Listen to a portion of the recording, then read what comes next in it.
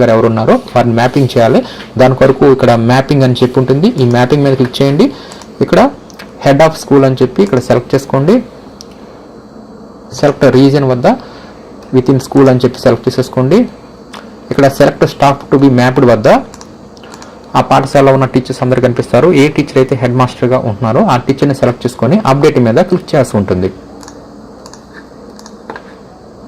Update మీద click చేయగానే yes update it అని చెప్పి ఉంటుంది. మనం ఎస్ అంటాము. ఇంతటితో మనం హెడ్ ఆఫ్ స్కూల్ని మ్యాప్ చేసేసాము. అంటే హెడ్ మాస్టర్ గారిని ఇక్కడ మనం మ్యాప్ చేసాము. నెక్స్ట్ ఇంకోటి ఉంటుందన్నమాట, assistant head of school details అని చెప్పి ఇంకొక టీచర్ని నెక్స్ట్ అసిస్టెంట్ ఎవరు హెచ్ఎం గారి తర్వాత అనేది అప్డేట్ చేయమంటుంది. ఇక్కడ మరలా మనం ఈ మ్యాపింగ్ చేయడానికి మరలా మ్యాపింగ్లోకి వెళ్ళండి. ఈ మ్యాపింగ్లో ఈసారి మనం అసిస్టెంట్ హెచ్ఓఎస్ అని చెప్పి సెలెక్ట్ చేసుకుంటాము. తర్వాత ఇక్కడ విత్ ఇన్ స్కూల్ అని చెప్పి సెలెక్ట్ చేసుకుంటాము. Select stop to be mapped వద్ద ఇక్కడ select stop to be mapped వద్ద నెక్స్ట్ హెచ్ఎం గారి తర్వాత ఎవరైతే ఉంటారో ఆ అసిస్టెంట్ టీచర్ని ఇక్కడ మనం సెలెక్ట్ చేసుకొని అప్డేట్ మీద క్లిక్ చేయాల్సి ఉంటుంది.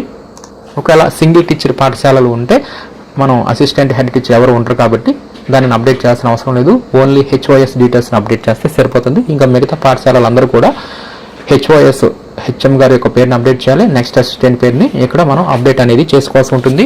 చెప్పినట్లుగా ఇక్కడ టోటల్ వద్ద టీచర్స్ కనిపిస్తారు కదా, ఈ టీచర్స్లో కనుక మన పాఠశాలలో ఉన్న టీచర్ కనిపించలేదు అనుకోండి, అప్పుడు మనం ఆ టీచర్ని మనం ఏం చేయాలంటే ఇంపోర్ట్ చేయాలి. అలా ఇంపోర్ట్ చేయాలంటే ఆల్రెడీ వేరే పాఠశాలలో ఆ పేరు ఉంటే అక్కడ వాళ్ళు లెఫ్ట్ స్కూల్ చేయాలి. ఇందాక లెఫ్ట్ స్కూల్ చూపించా కదా, ఆ టీచర్కి ఎదురుగా లెఫ్ట్ స్కూల్ ఇచ్చేసేసి రీజన్ ఇచ్చి సబ్మిట్ చేస్తారు.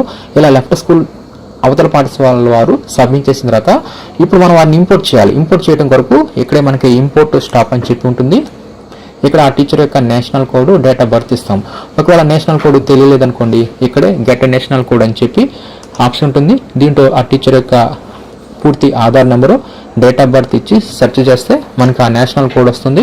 ఆ national code, date of birth సహాయంతో మనం ఆ టీచర్ని మనం ఈ పాఠశాలలో ఇంపోర్ట్ చేసుకుంటాం. ఈ విధంగా ఎవరి పేరైనా సరే ఈ పాఠశాలలో లిస్టులో లేకపోతే ఈ విధంగా ఇంపోర్ట్ చేసుకుంటాము.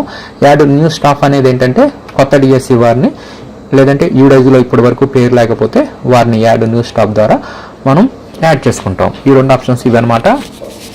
ఇంకోటి కూడా అప్డేట్ చేయాలన్నమాట. అదేంటంటే number of teaching staff required. ఇంకా మనకి ఎవరైనా టీచింగ్ స్టాఫ్ రిక్వైర్డ్ ఉందనుకోండి, అప్పుడు దీనికి ఎదురుగా క్లిక్ హియర్ అని ఉంటుంది. దీని మీద క్లిక్ చేయాలి. దీని మీద క్లిక్ చేసేసి మనకి ఎవరైనా ఇంకా టీచింగ్ స్టాఫ్ కావాలి అనుకుంటే ఇక్కడ మనం నెంబరింగ్ ఇస్తాము. అంటే ఈ number of teaching staff required అనేది ఏంటంటే ఇంకా రిక్వైర్మెంట్ ఉంటే యాజ్ పర్ రోల్ ప్రకారం రిక్వైర్మెంట్ ఇంకా టీచర్స్ రిక్వైర్మెంట్ ఉంటే అప్పుడు ఇస్తాము. లేదంటే 0 పెట్టేయాలన్నమాట. రిక్వైర్మెంట్ ఆల్రెడీ శాంక్షన్లో ఉంటే మనం రిక్వైర్మెంట్ ఇవ్వకూడదు. 0 ఉంచేసేసి సేవ్ మీద క్లిక్ చేయాలి. ఇంతటితో ఈ నంబర్ ఆఫ్ టీచింగ్ స్టాఫ్ కూడా కంప్లీట్ అయిపోతుంది. ఇక్కడ మీకు కంప్లీటెడ్ అని చెప్పి కూడా వస్తుంది అనమాట. ఇది కూడా కంప్లీట్ అని చెప్పి రావాలి. ఈ విధంగా మనం ఈ టీచర్స్ సంబంధించి ఇన్కంప్లీట్లో ఉన్న పేర్లన్నీ కూడా అప్డేట్ చేయాలి. 0 రావాలి ఇక్కడ. అదేవిధంగా ఈ number of teaching staff update చేస్తాము. హెచ్ఓఎస్ వివరాలను అప్డేట్ చేస్తాము. అసిస్టెంట్ వివరాలను అప్డేట్ చేస్తాము. టీచర్ను మనం ఇంపోర్ట్ చేయాలనుకుంటే ఇంపోర్ట్ చేసుకుంటాము. కొత్త వారిని యాడ్ ఇన్ న్యూ స్టాఫ్ ద్వారా యాడ్ చేసుకుంటాం. ఈ విధంగా డేటాను మొత్తం అప్డేట్ చేసిన తర్వాత మనకి ఫైనల్ కన్ఫర్మేషన్ అనేది ప్రెజెంట్ ఇవ్వలేదు. అది ఇక్కడ మీకు సర్టిఫికేషన్లు ఇస్తారనమాట. అది ప్రెజెంట్ అయితే ఇంకా లేదు. ప్రెజెంట్ అన్ని పాఠశాలల వారు ఈ విధంగా ఆ పాఠశాలలో ఎంతమంది అయితే టీచర్స్ ఉన్నారో వారందరివి ఈ డేటాని విధంగా ఇన్కంప్లీట్ ఎదురుగా ఉన్న నెంబర్ మీద క్లిక్ చేసేసేయాలి. డేటాను అప్డేట్ చేయగానే ఇన్కంప్లీట్ అనేది 0 అయిపోవాలి.